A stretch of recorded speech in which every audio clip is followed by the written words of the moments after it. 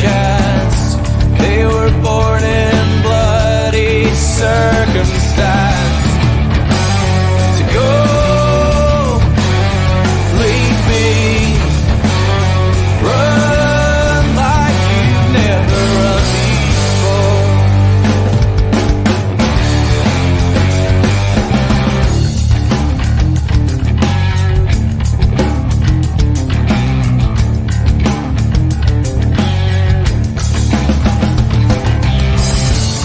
A voice from the underground, given room to breathe, not be drowned.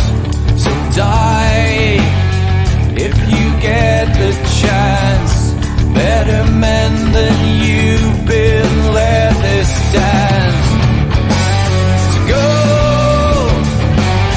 leave me, run like you've never run before.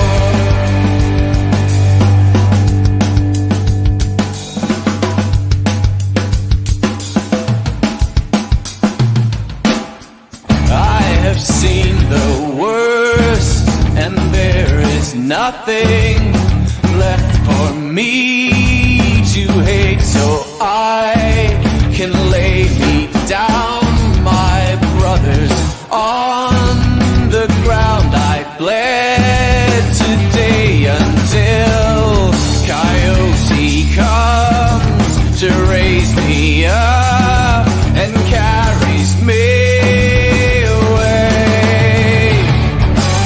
To go, leave me, run like you never did. No, believe me, run like you've never run before.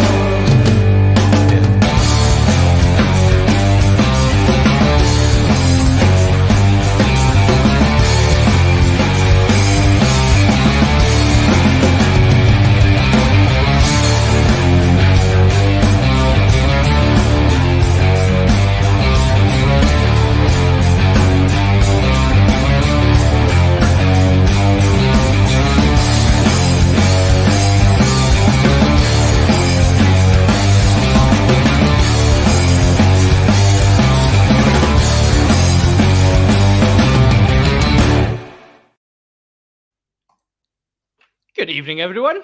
Welcome to the Scottish Rugby podcast. It is myself, John Anderson, in the hot seat once again. I am joined by two fabulous guests tonight. You'll see we don't have any of the regulars. It's David from Scrum of the Earth.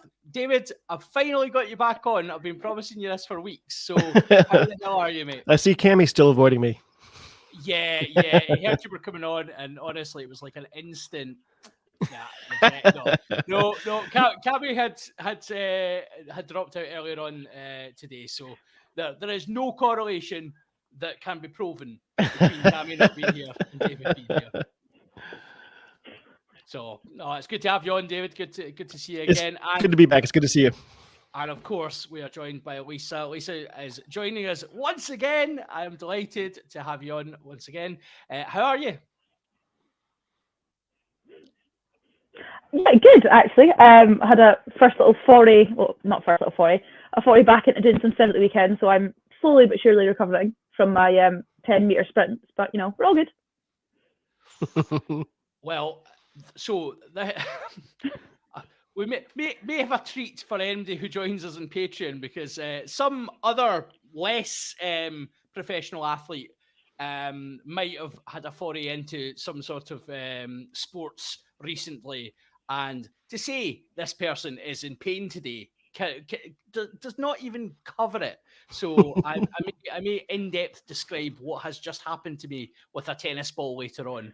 The tears have just about cleared from my eyes. It was not pretty. See, yeah, never exercise. This is it. But I mean, what better hook to get you to go over to patreon.com/Scottish Rugby Blog and sign up for our podcast, exclusive content. You can come and join us for Patreon for the Hands of the Ruck section tonight. And who knows, you might hear some funny stories. You'll certainly be hearing the world getting put to rights, if nothing else. But yeah, head on over. £3 a month, and you'll be supporting the podcast, and we'll be eternally grateful. To the point where if you actually subscribe for £5 a month, I might even finally get round to reading out your name. I'm pretty sure. Now, this is breaking no exclusivity clauses or anything here. I'm pretty sure someone did sign up for £5 a month, and I didn't read their name out, and they've now downgraded to £3 a month. So I'm not saying who it is, but you know that's on me, and I will issue a full and complete apology. Like the time I apologised to Ross Ford for calling him a very average rugby player. So should we just start listing names at random and hope that we satisfy somebody? Lisa's like, I don't remember the Ross Ford bit, but this was a while back. There was a whole thing with, like, we joked about lawyers. It was quite fun. Well, just leave that alone. Yeah, Captain 6 out of 10. So anyway, let's talk some rugby before we get on to the nonsense that will be tonight. It's been, I mean, there was a game at the weekend. Maybe I'll mention it at some point. I don't know. We'll see how time goes, will we, guys? I think that's fairly sensible. I think Lisa will be absolutely desperate to get that knife in there and just. But let's talk some news first of all. There's been a couple of exactly.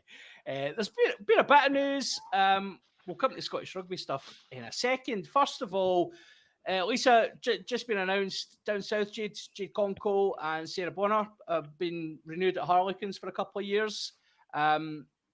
Great club down there. They seem to have a very good setup, and the girls seem to be thriving down there. Yeah, it's probably one of the original teams to get associated with and set up and kind of really be successful down there. And you see the girls that they're bringing over from Australia, and like with Chancellor and things like that coming over. The girls absolutely love it down there, and they've got a nice little group of them. Obviously, Sarah Bonner's got Amy Cockayne there, both of them obviously in the RAF. It helps massively. And Jade but yeah, no, it's good. I think they'll be there for a long while, and yeah, I think, like you said, Harlequins have got such a good setup that you're not really going to see many people move away there, because why go away from such a bad thing? Yeah, no, it absolutely seems like it's one of those clubs that have stood out throughout certainly the last few years in terms of what they've been doing down there. I know certainly their youth setup is incredible down there as well, David. So imagine professional contracts, eh? Like who would have flunked it? It's not a competition we can follow here. There's no way for me to stream those games. It's a little frustrating. Yeah, that's well, maybe that's the next big market. That's with TikTok being on board for the Women's Six Nations, who knows where we'll go next? But absolutely, given that America the USA have got quite the. Well, I mean, their women's team are great. Yeah, I was just talking to Rachel Law about it. Like, the United States has to be the only country where the women's teams have always been better than the men's teams. Same with football as well, or soccer. For you guys, it's always been the way. So it's gonna later on in the show. It's gonna be really funny that you just said that, but we'll get there. I mean, is that a teaser? Mike, see, yeah, showbiz. Yes, people are getting to see behind the scenes here.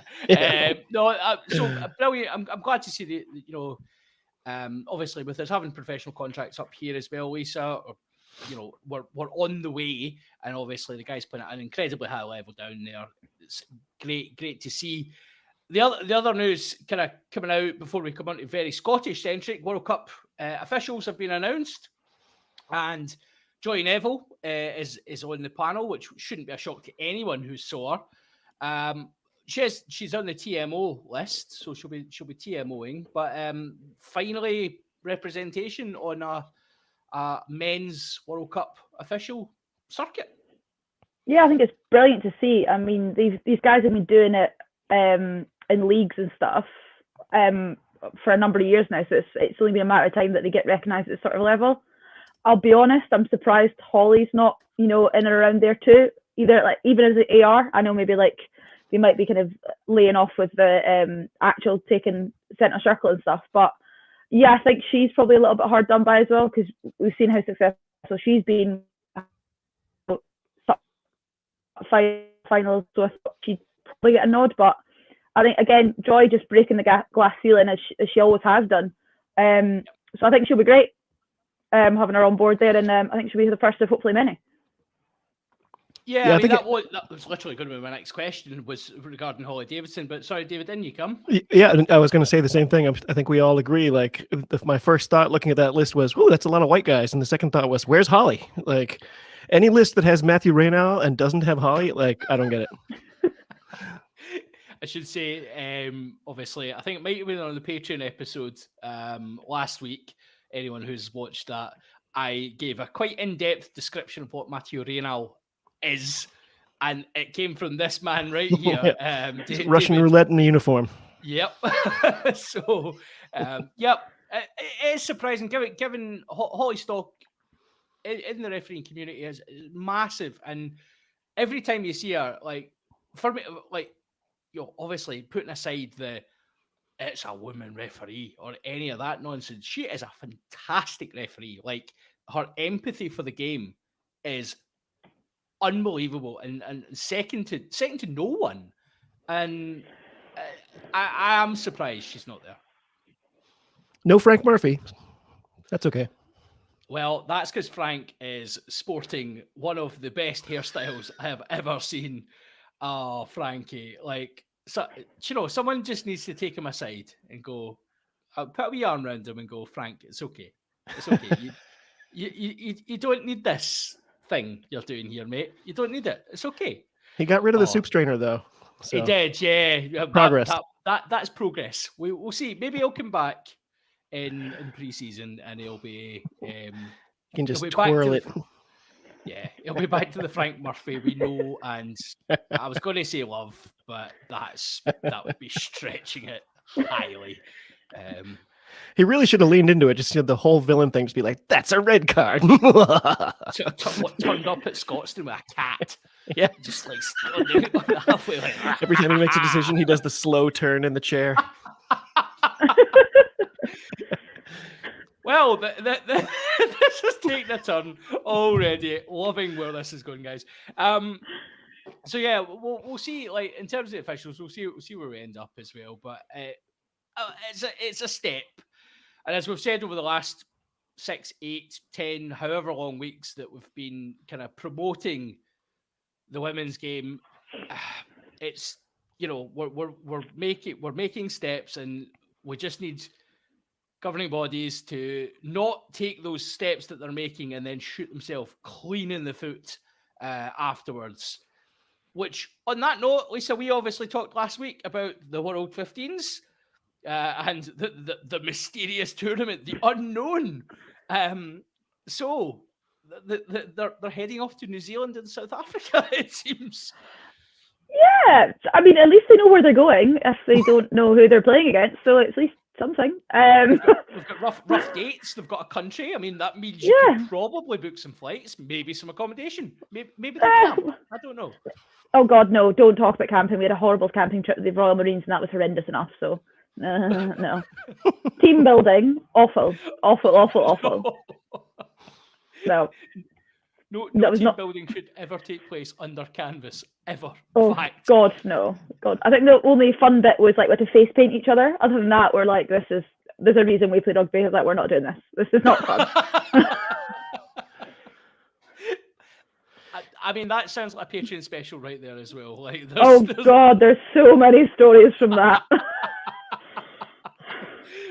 Well, we'll come back to that in due course. But yeah, so I mean, Scotland are, as we said last week, they're in Pool 2, the second tier, and they will be based in South Africa for that. So again, don't necessarily know who we're playing yet, but we're only 3-4 months away from the tournament, so You know, why That's would you it. need to know who you're playing? Yeah, we can be, adjustable and whatever. We can just rock up and see who turns up, Yeah, it's just like a club game of rugby. It's fine. exactly. Yeah, it's not like it's a massive deal or anything. Like it's not like It's not it's, important. It's just a wee international. friendly. It'll be fine. Genuinely is tens tournaments taking place this summer that are more organised than this. Like there's literal friendlies with the sole draw of going to these things is to get a burger and a beer. And it's literally got more preparation put into it than a flagship women's World Rugby tournament. It's quite disgusting, really, David. I'm feeling a lot more optimistic about it, though. Like the last few weeks, the talk has all been around, like, why doesn't anyone have any answers about this? But I've already mentioned her twice now, but when I just chatted with Rachel Law recently, she's really gung-ho for this. She thinks it's going to be fantastic for the sport. It sounds like, some of these answers have come in. And I think that second tier is probably great, like going down to New Zealand and just getting hammered by the Black Ferns over and over. I don't know if that would be great for the program. So I think this is nice. And it's nice to see Ireland a tier below that too.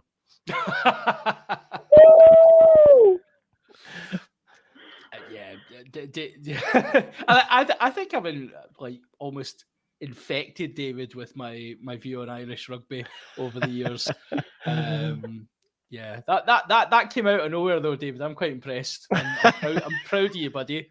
I'm gonna go away and get my Palpatine hood now and just sort of like proper empire it. So yeah, so that's we've got World 15s. Let's see what happens. Looking forward to hopefully. I mean, it would be this might come across as comedy here, Lisa, but might it be televised? Who knows? Like, might we be able to watch it? Maybe. I'd assume it'll probably be on like an online stream somewhere. Awesome. Haven't heard any rumours of anybody televising it. I'm not entirely sure. We'll have BBC Alba do it. But yeah, you'd hope there'd be a stream somewhere. But it might just be carrier pigeon signals. Who knows? So, I think Lee and Josh on Blood and Mud this week mentioned that it coincides with the beginning of the Men's World Cup. So no, it doesn't. It coincides with the end of the Men's World Cup. It coincides. Great. Nobody's watching. We won't watch that. It's fine. We'll be done by that point.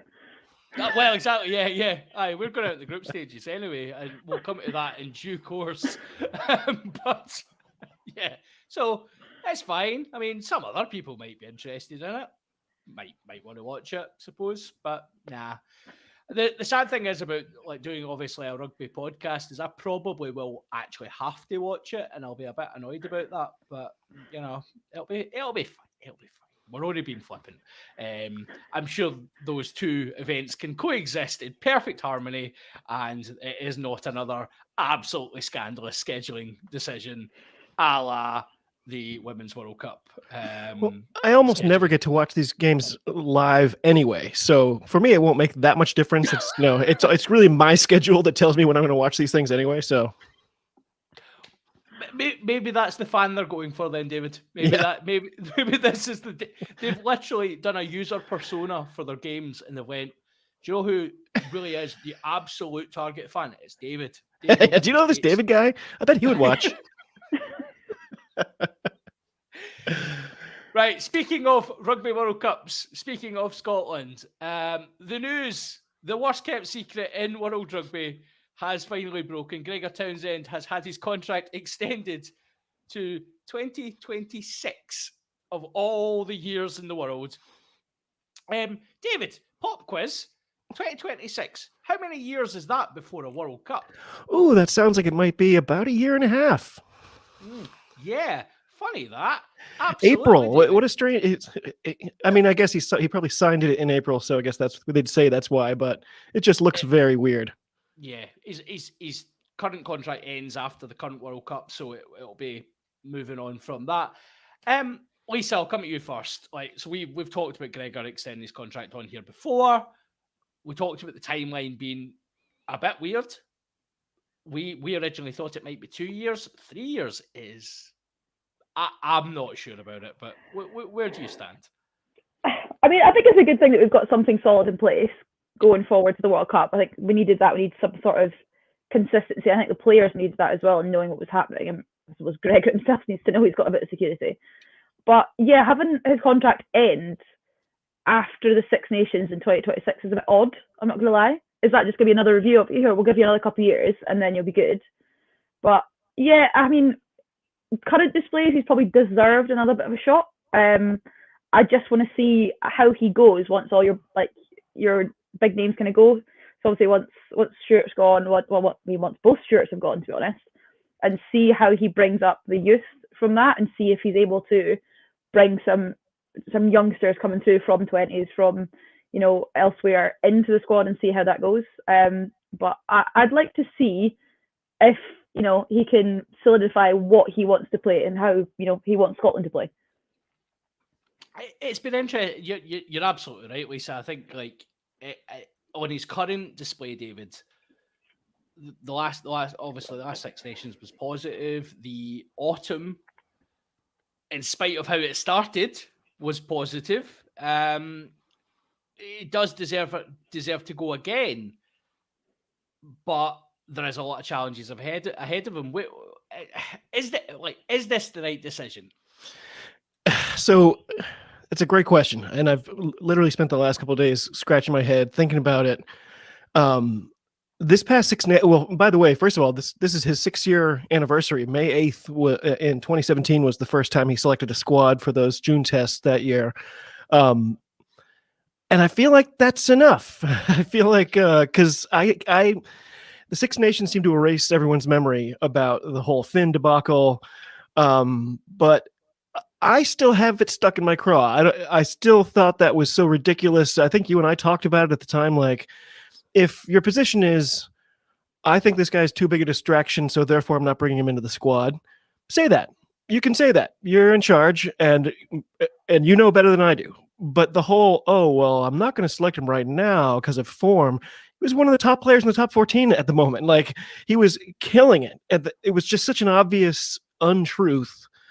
And I just think he looked so dumb the way that whole thing unfolded. And like you said, it eventually kind of went positively, but I just, at the time, there was like, right around that time, there was the moment when, during games, they get a shot at the head coach every now and then, and he always looks the same. He always has the same expression. And I used to think, oh, wow, that's a really serious guy. He's really concentrating. He's really just all into this. Nothing's going to flap him. And then all of a sudden, that same expression looked like, duh, I don't know what I'm doing. And like, obviously, it's just me, and the way I'm looking at him, it's the same face. But I just couldn't shake that feeling. So he's done some great stuff. He's brought some success that other people haven't. And but is there more progress from here? I find that hard to see. I feel like shaking it up would have been a good idea. It feels very much like the SRU was like, oh, maybe we can get, oh, wait, he's taken. Oh, well, we can get, oh, wait, he's taken. Oh, Gregor, I got a paper here for you. You want to come sign it?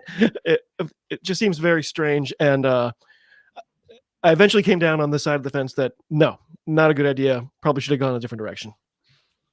Which then leads us into 3 years for someone who, so you're absolutely right in terms of that the Six Nations and probably the autumn, the second half of the autumn has masked the way Scotland have been playing prior to that, which has been fairly, like, probably with a bit of a reinvention after the 2019 World Cup, which was an unmitigated disaster. Like, between the way we were in the field and people try to sue the weather and all sorts of, that may or may not be a lyric coming up. That's it, Tornado. I'm hauling your ass to court. That's it. Yeah. I got you, Tornado. Let's go. Yeah, that may or may not be a lyric in an upcoming, or maybe not upcoming. We will tease whether there's a World Cup song coming or not. But there, like, things had went rotten, and it was almost to me, Lisa, felt like Gregor got out of jail a wee bit from this Six Nation. It just felt like he just went, I don't have a contract, so do you know what? I'm just going to do what I want. And it was almost like, bringing back Hugh Jones, putting Tuipulotu at 12, which no one had those two in the centre. Finn Russell given absolute keys to the kingdom to just run that attack. It was almost like what Scotland should have been doing for quite a period of time. And it took not having a contract and not having certainty, not having any future with the he was applying for jobs in France. He was done. Yeah, I think it's just mental. So I think that it's maybe taking that uncertainty for him to suddenly be like, you know what, let's actually hand the reins over to the players because they're out there doing stuff. You hear from like years ago when we were down at Twickenham when Finn just threw the book at him and just said, why are we doing this? Like, these guys are seeing what's happening. Give them a bit more rein, a bit more chance to do that. And I think that's maybe where questions are asked is actually how much, like, what is Gregor best doing? Is he more a hands-on coach, or is he more of a like we're just going to manage you and just kind of facilitate and stuff? I think you've got players in the team at the minute who can run the attack and can run the defence. So give them the tools to do so and give them the opportunity to do that. We've seen that, being really hands-on doesn't really work. It's like, having a stubborn teenager tell them not to do something, they're going to go and do it. I think he's now finally learned how to manage these big characters. But it's now getting the best out of them because they're playing without restraint and they've got the players around them that allows them to play. Does that make sense? And we've said for long enough that Finn is this, meteoric player that's got all these great ideas and stuff, but he's maybe not had the players around him to facilitate that. And I think now he's finally realised, I need to maybe give some people that think the same way. So, here comes Hugh, here comes Sione. And it's now starting to work because everyone's on the same page. You've not got, Mr. Dull Chris Harry's just defending all day. And it's a weird indictment when the best move a coach makes is to stop coaching as much. These guys have played for ages.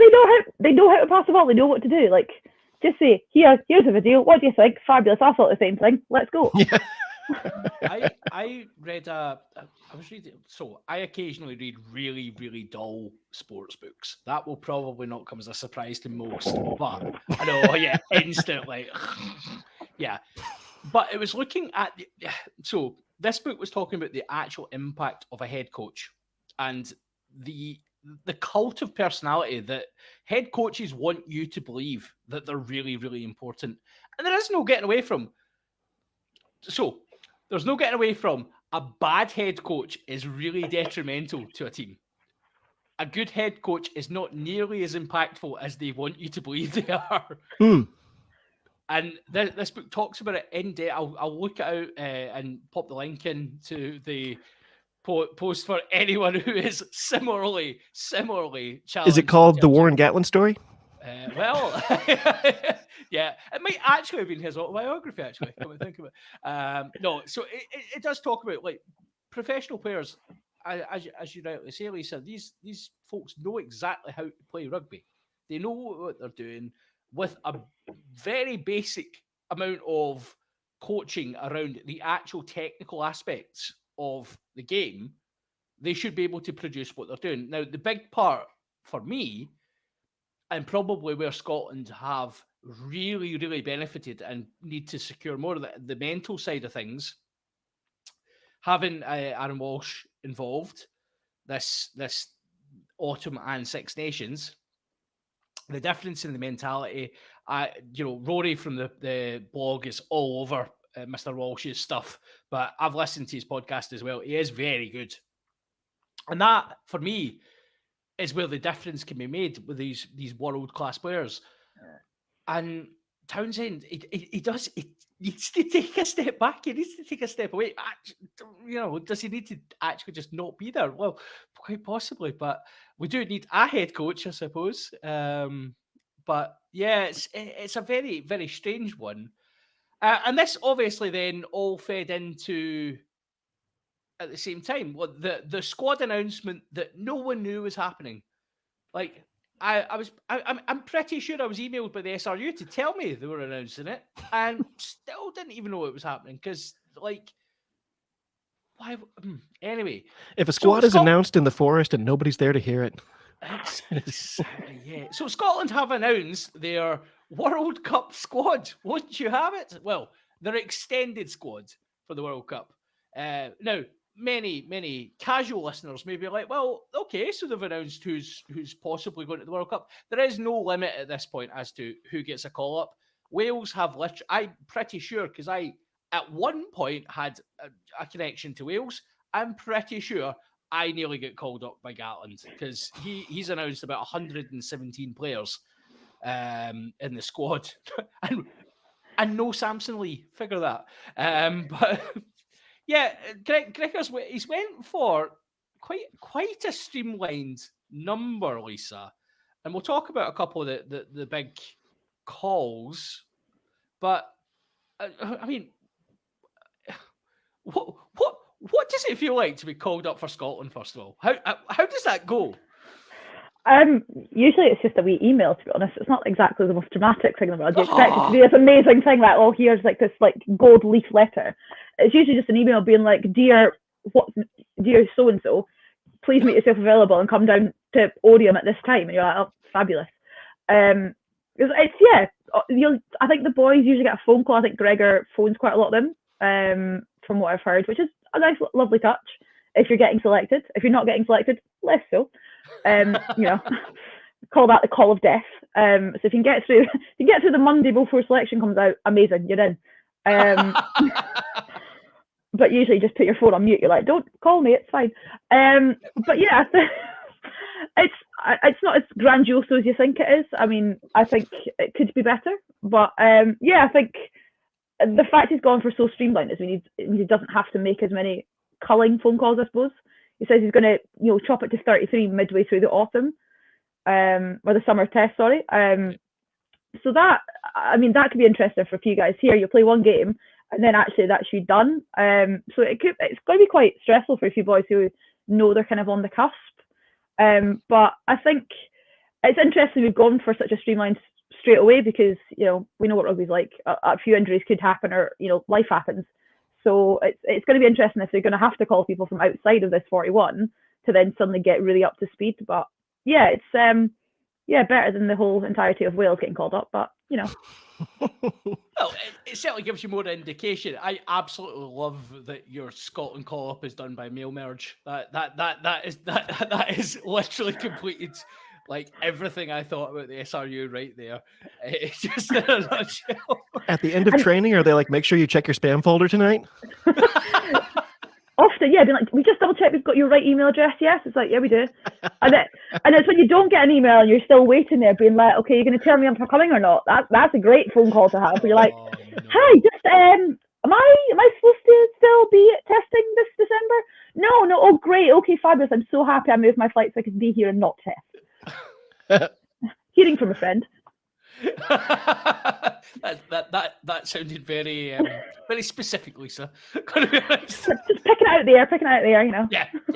That's how we roll. That's what we don't generally. It's not specifics we go for here. No, it's just hypotheticals, if you will. So looking at the squad itself now, I'll come to you first, David. There's the big name that obviously has jumped out, and it will come as no surprise to most people who happen to stumble upon the rugby, the European rugby recently. Johnny Gray has not been called up. Gregor's suggesting he's probably 4 months away from playing, quite a serious dislocation. That's a huge loss. What did you make of the rest of the squad? I sat here trying to think of what to say about it, and I found it almost impossible to do because it's like, okay, well, this looks like the list I would expect. I'm not sure why I'm looking at it. There's hardly any like. Why are we looking at it? Why are we looking at it? Early preview of Hands on the Rock here. Why is this a thing? I was trying to look for notable omissions, and I was like, wait, where's Rufus McLeod? Oh, right. Just kidding. One of the things I'm worried about Actually, I had a question for you, which was, 20. It looks like 41 people. I think 29 of them play inside Scotland and 12 don't. Does that matter? Is that something you care about? Does this, does it even register? I'll pass that to Lisa first. Like, Thanks. sorry. Um, I'm doing the Craig thing where you say what you think and then I get to agree with you. Thanks, great for that. Shove on the spot. No, I think in a way it's a good indictment of terms of like, oh, clearly we're doing things pretty well in Scotland in terms of being able to keep our players there. But then how much of an impact is that going to have come the start of the league season and stuff like that? And we're really going to start testing our depth and strength in both camps. I mean, it's good. I mean, from a personal point of view, I think it's good to play elsewhere because it means you're also getting loads of different, like getting rugby in. But I mean, I think we'll really see. I think the start of the season, I would say both Edinburgh and Glasgow will probably potentially struggle, especially against maybe like some of your Irish teams and stuff who have very good strength and depth there. And because we only have 2 teams to pull from, we really, really struggle. Again, it's maybe why we've made so many like signings of youngsters coming through, but it's going to be a real test for them, which you'd hope is only a good thing. But yeah, it's going to be telling times, I feel, to be honest, being an Edinburgh fan. That will be fine. It's the on fire gift right now, isn't it? No, you are absolutely spot on. I think it always impacts Scotland at the start of a post World Cup season. You usually see the pro teams flex their squad up, and it will be the one time a year. I don't know what they're doing for URC fixtures because obviously there was the big proclamation that we don't do fixtures at the same time as internationals anymore, except you've got centrally contracted players who get managed. So we absolutely do. So I don't know what's happening with URC fixtures. If they are going on at the same time, then that will hugely impact Glasgow and Edinburgh. But the converse of that is this is the one time of the cycle that I'm glad to see players in Scotland because it means they can get released for camp earlier. It means that they can go, they literally, Glasgow finished their season a couple of weeks' time. That is it. The guys can go for a rest. They can do what they need to do. And then they can be in camp, like on, off, in camp for as long as they need in the build up to this World Cup. They can be managed properly. And that is the huge benefit. We've seen players in the past talking about, SRU contracts not necessarily being as competitive as they could be, but it's that promise of you will be looked after in terms of your health. We'll make sure you get your rest time. We'll make sure that when you come back from a World Cup, you're not going straight into a Racing 92 or a Bath squad and getting absolutely flogged within an inch of you. Well, that's exactly my next point because I'm sweating already. We've already mentioned Finn. Racing 92 is still playing. They had him play 80 minutes last weekend. His leg is wrapped up like Amenhotep. Like I know they're going to give him 160 more minutes before this bloodbath is over too. Like I can just picture him limping into Bath next year. But oh my gosh.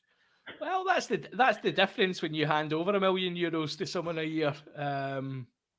That's nobody kids on that they're paying for charity, are they? They're going to get their pound of flesh out of Finn, and you would think actually a good coach or a good manager would understand the benefits of ensuring that a player is rested, healthy, and actually the benefits to your club of having a world-class international fly half go. Yes, he's leaving Racing, but having that prestige of he is a he'll have his name as Racing 92 throughout the World Cup.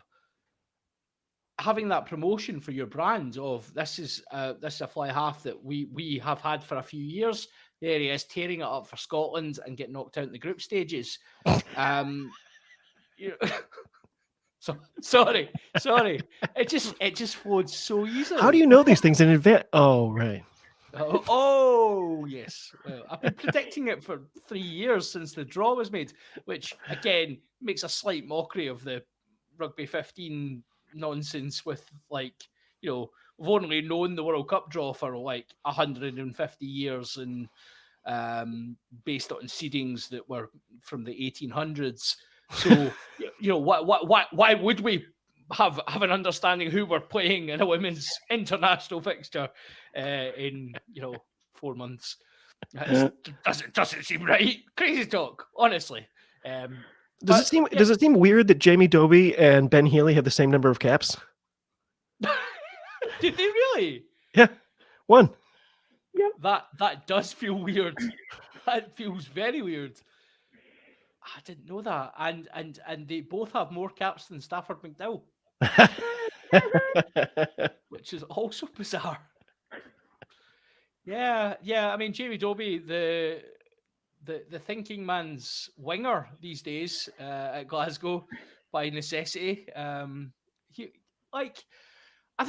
think this is the thing, Lisa. Like, we'll talk about the squad about now. The one I was going to come to you with, the big debate we had a couple of weeks ago. Stuart McInally, Johnny Matthews, the try-scoring machine. This is another example of where, Gregor's picked, 40, 46 or so, give or take? Pick 47 and just pick Matthews. What are you doing? This is crazy talk. Yeah, I mean, again, it's, Gregor likes his consistency, like people he can kind of rely on, so he kind of knows what he gets. A Rambo. Johnny Matthews has been good, but he has mistakes in him sometimes, and I mean, when we're in the group of death, we can't really have mistakes happen. So he's being pretty conservative, I think, there. I mean, it's the lovely fairy tale ending, if it all, touch wood, happens for him, which is great. And I mean, I think he deserves to go there as an Edinburgh fan and as a friend. I think he's great. But yeah, I do think Johnny Matthews is definitely really hard done by, but like we said, you have no idea how summer's going to go. You might end up getting a call up because, someone twists their ankle in their flip-flops. Things happen. It's very specific again. Honestly, it can happen. That's when they got banned going along those moving walkway things for a while. Oh, right, because okay. One of the boys did that, so that was quite fun. Yeah, there was a famous NFL running back, Garrison Hurst, who went to Hawaii for the so-called Pro Bowl and played beach volleyball. Boom, did his knee. That was the end of his career. So what you're saying, David, is that the boys should not be playing beach volleyball? No. Also, have you seen the state of us? We'd burn. Who would be the best beach volleyball player out of that group? There's some that's a good big one. loons. Oh, I don't know. Depends. Who's got the best vertical jump? I reckon Andy Christie would be an absolute weapon. He'd be very good. I reckon he would be solid. Jack Dempsey looks like a beach volleyball player, but I don't know if he is one. Like, he's got the vibe, but maybe not he's like all the gear, no idea sort of thing. Probably. Though, to be fair, though, Sari, if it's a Swiss ball volleyball, he'd be all over it. Sari's love that. Absolutely love that. He'd be great for it. Beach volleyball. We might have finally found Blair Kinghorn's natural position. They still wouldn't know whether to put with the back or the front, though. They'd know. That's right. But we all know that as soon as Pierre Skuman spiked it once, the net would come down and the game would be over anyway. Yeah, that's it. They would all have to just give up at that point. Oh, I don't even get me started on Blair Kinghorn's natural position. There will be a song coming, David. I promise you. I had to throw that out there for you. Thanks, buddy. So I mean, the McInally one's a strange one for me. I think I agree with what you're saying, Lisa. Like, he's picked, obviously, it's a conservative pick. He knows what he's getting with Stuart, but and don't get me wrong, I have loved everything Stuart McInally has done in a Scotland shirt. I've loved who he's been in a Scotland shirt. For me, that time, similar to the guy who's not there, Fraser Brown, that time is probably gone. And like we're kind of probably arguing over a situation where we're talking about maybe a third choice hooker. And he might be there purely because he can actually play back row as well. Yeah, he might also bring something to like that leadership group that potentially that's true. Is something that's probably been struggling over the past little while. Is actually bringing a bit of that maybe off the pitch. And again, someone who's got experience of being at World Cup too. But I mean, I think we're just trying to find reasons as to why, and just finger in the wind, seeing what happens. But yeah, it'll be interesting to see. Like, he'll get some game time, I think, during the summer, and I think one of the hookers will definitely go. As to who that is, your guess is as good as mine, to be honest. Well, we'll stay with hooker for a second. So I've obviously mentioned Fraser Brown, David. 4 appearances in the Six Nations. Kind of came out. I had a decent autumn as well. Hasn't necessarily hit any. I think for Glasgow he spent more time sitting down than he has actually playing. But sitting down on the park because he's been like injured about 1,000 different ways, as is Fraser Brown's way these days. But he was a mainstay in that team just in March, and now nowhere to be seen in this made-up squad that doesn't actually matter. I mean, that's the weird thing about it, is because it's an arbitrary number, why not just include him? It does seem. I mean, is Townsend just sending one of his patented messages again? Is he managing away? That might be it. I mean, if he calls him in a couple of months and it goes well, are people going to be like, "Wow, Toonsy did it again. That's great." Yeah. So, but yeah, I mean, so we've got a squad. No, the other one jumping out to me, Lisa, and I'm going to show Edinburgh support here, believe it or not. Mark Bennett for me had a really, really good season. Standout in a pretty poor Edinburgh team. Nowhere to be seen, and he's done well for Scotland in the past as well. So, recently done well for Scotland. Yeah, like to Argentina, I think he was again standout there. Yeah. I mean, he was again one of the mainstays there at the whole squad, and obviously we know what he can do at a World Cup. Obviously had that horrible run of injuries as well, which kind of tapered away that progress he was having. But I think I'm just massively biased anyway. But I think he should 100% be in the squad. But it's just the number of 13s he's taken. I would 100% swap him out for Chris Harries. I think, yeah, he's good defensively, but what else does he bring?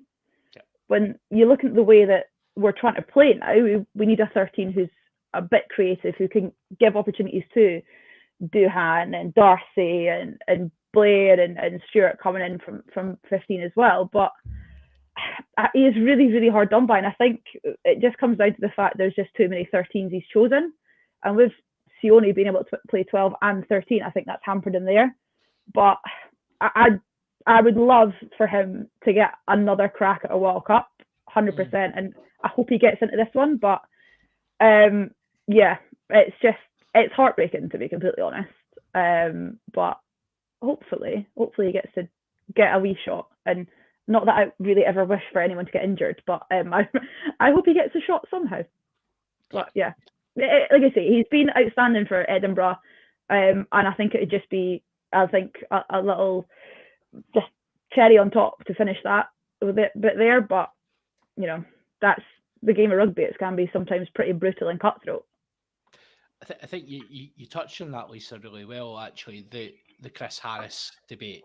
Now, 2 years ago, David, we would be sitting podcasting. Chris Harris is the best international 13 in the planet. He's everything Scotland needed at that point. And now we've realised that actually it doesn't come down to one guy to run a defence. And actually, if you play a system and you trust your inside and outside backs, that the guy who is not the defender, apparently, Hugh Jones, is a perfectly good defensive 13, but is also one of the world's best at cutting defences to shreds from 13. Harris, to me, is the outlier in that back line. He is not a 13 for that team. But Mark Bennett probably would have been. But, what's your take on Chris Harris? Because I know you've been a fan in the past. Yeah. I still think he's special. I still think on defense, he's one of the best in the world. I feel like that makes him a game plan kind of selection. Like for this particular matchup, we want Chris Harris because we want to really turn the screws in this one. He just has that instinct for tackling. He puts in tackles that you don't see coming, or makes one stick that you don't think is going to when he starts to go into the tackle. So I think he's special, and I like seeing his name on here. But I feel like we want to see him, once every 3 games, not every single game. Even then, so from a game plan perspective, looking at the group Scotland have got, we're not going to beat South Africa and Ireland, period. But we're also not going to beat South Africa and Ireland by playing defensive rugby. We're not going to grind out a win against Ireland, because we've proven time and time again with Chris Harris at 13 as well that they are too good to do that. Like, the only way we beat Ireland is we blow them off the park with attacking rugby, innovative lineouts. Bring back Alex Dunbar and put him back in the lineout. That's what we need.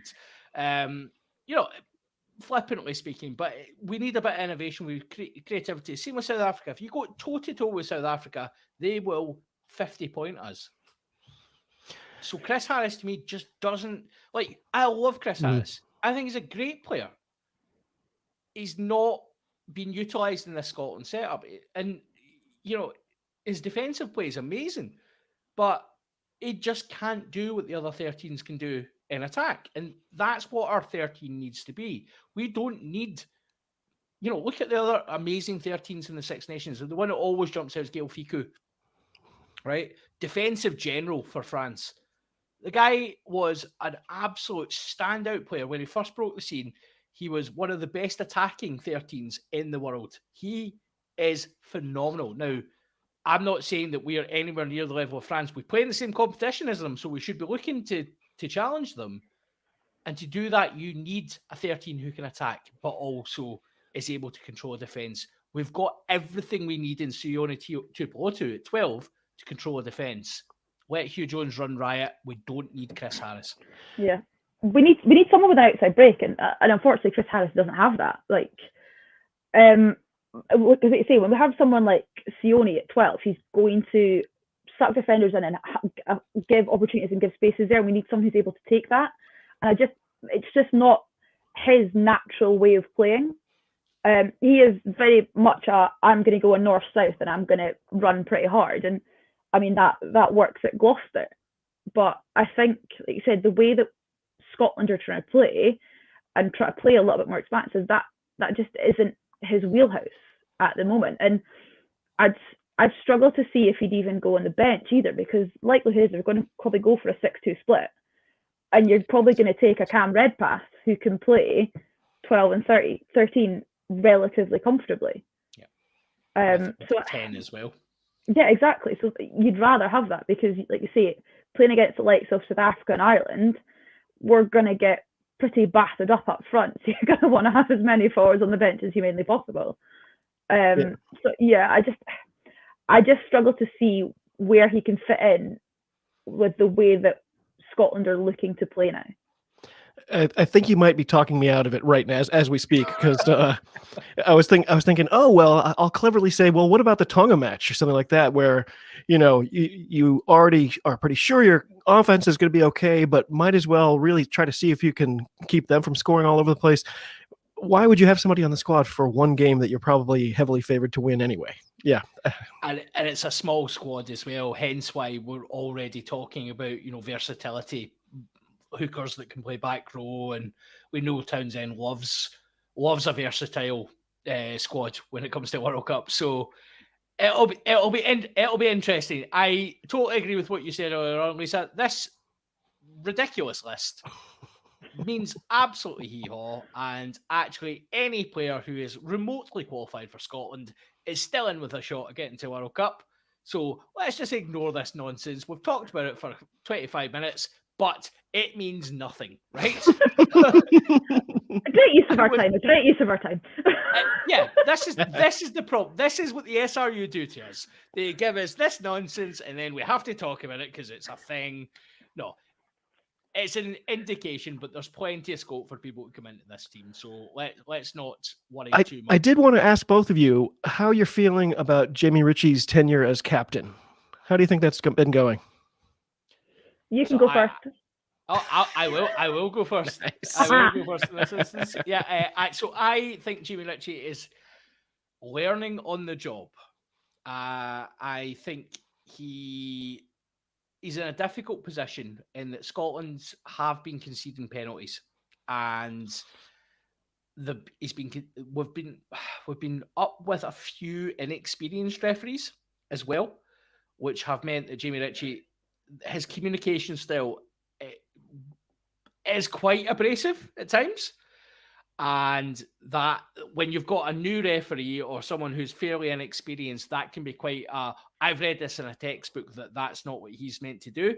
Therefore, it gets penalised, where someone with a degree of empathy for the game would probably have, seen, certainly in the Six Nations, there was a couple of march backs that didn't need to happen. It was, it was just Jamie asking a question and the referees interpreted because of the way it's been put forward. I think he is absolutely the captain we need.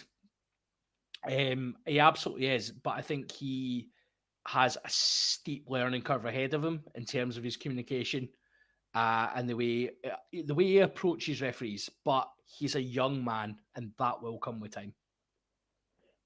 Yeah, I think so. I mean, if you think he's not got empathy with the referees, I've got no idea what you thought Stuart Howell had with them, to be honest. But yeah, I think he's definitely one of your leaders by example, and I think he has got a good enough bunch around him that is able to help him in that sort of an environment, which is good. The whole talking to refs thing, it often depends on the referee as well. Some people you can have banter with, other people are very much like, don't even speak to me whatsoever. But that'll come with time. And I think he's the right fit for the group that we've got. And I think we need, with the changes that are going to be happening in the squad, we need someone who is going to be pretty much a bit of a long stay. I know a lot of people have been saying, is he even going to, be in the back row? Do we need him in the back row? It's like 100% we do need him, because he does all the horrible stuff that allows like your Jack Dempseys and all that to, have a wee trot around. But he's... How much did Craig pay you to say that? I have been talking to the Glasgow boys about that, and they even agree as well. Fair enough. But like, he's good, and I think it'll be the making of him being able to lead Scotland at the World Cup and be at that sort of an environment on the global scale as well. And I think, yeah, he will turn out to be a very good captain. I think he just needs a little bit of time and good guys around him. Yeah, I think that's probably a fair assessment of it. So, will we? I mean, there's nothing much else to say on the Scotland squads. It's World Cup season, so like. The countdown is on for Stuart Hogg, though, right? He's at 100 now. He'll have the summer warm-ups, and then these matches in the pool stages, and that'll be that, right? So depending what he plays. I mean, it'll be his I game think time will be managed. I don't think he'll play all the games. I think he'll play one and a bit in the summer, and that'll be it. He will. Yeah. He definitely will not play all of them. They'll manage his knees pretty heavily. Yeah, and then two or three, probably 3 out of 4, depending how the first one goes. Because if we lose the first one, he'll probably play 2. Because it will be out of it by the 4th one. Mm-hmm. So Donna Kennedy's record is well and truly safe. Well safe, yes. Well, I had a wonderful moment at a pub quiz at a rugby club in Aberdeenshire that I'll not shame at this point in time. But we went to a pub quiz, and there was a sports section, of course, and so this I mean, I'm smiling about this, but actually I'm not entirely thrilled about this. The question was, who is the Scotland record caps holder?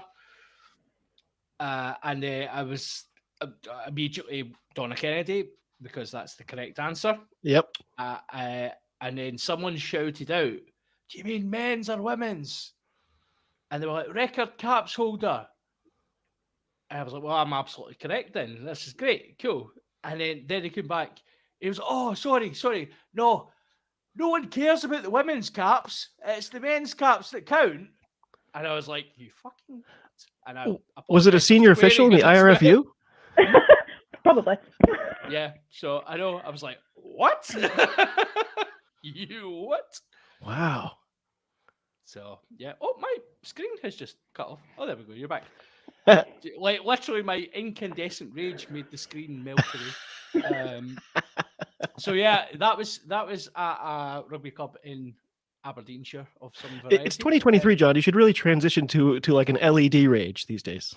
Do you know? Yeah, I've heard that's good for the environment. Yeah. So I'm working on it, buddy. But yeah, so we will see Stuart Hoggs on the countdown. Caps record is safe, and rugby clubs are still intolerant. There you go. Who would have thought it? We're going to head over to the Patreon now because we don't need to mention the other game that happened necessarily. We can maybe talk about it a bit in the Patreon because I think there'll be one of the topics in particular that will come up in there. But it's been a pleasure as always, guys. We're going to head over to our Patreon content now. Patreons, come join us as always.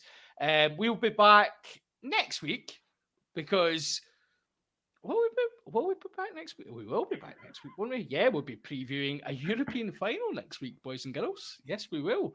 Very exciting stuff. Yeah, big Glasgow match v Toulon. But for now, it is good night from me, good night from David and Lisa.